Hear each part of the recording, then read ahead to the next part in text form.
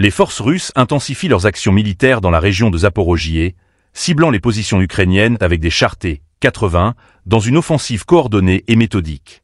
Des tirs de précision ont été dirigés contre des fortifications ennemies et des concentrations de personnel. Le commandant des opérations, utilisant l'indicatif LEX, a fourni des détails exclusifs sur ces manœuvres. Pour suivre nos analyses et reportages en temps réel, pensez à vous abonner et à partager cette vidéo.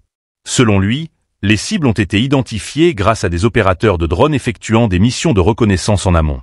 Une fois les coordonnées confirmées, les chars se sont déplacés avec rapidité et discrétion vers leur zone de tir assignée.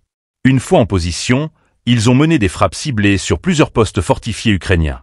Ces attaques ne sont pas des opérations isolées, mais s'inscrivent dans une stratégie globale visant à soutenir les forces aériennes russes opérant dans la même zone. Les équipages de chars adoptent une méthode de tir indirect, fonctionnant à la manière de l'artillerie classique. Nous travaillons à partir de positions de tir fermées, explique Lex. Cela nous permet de frapper des fortifications, des équipements ou encore des regroupements de troupes avant de nous repositionner rapidement pour éviter les représailles. Cette tactique mobile repose sur des frappes éclairs et un repositionnement constant, une méthode jugée efficace pour infliger des pertes significatives tout en minimisant les risques pour les équipages. Chaque mission est menée avec une précision maximale. Notre objectif est clair. Affaiblir les defenses ennemies et appuyer nos unités au sol, les stormtroopers, précise le commandant. Cette intensification des combats dans la région d'Orekhovsky reflète la complexité et la dureté du conflit en cours.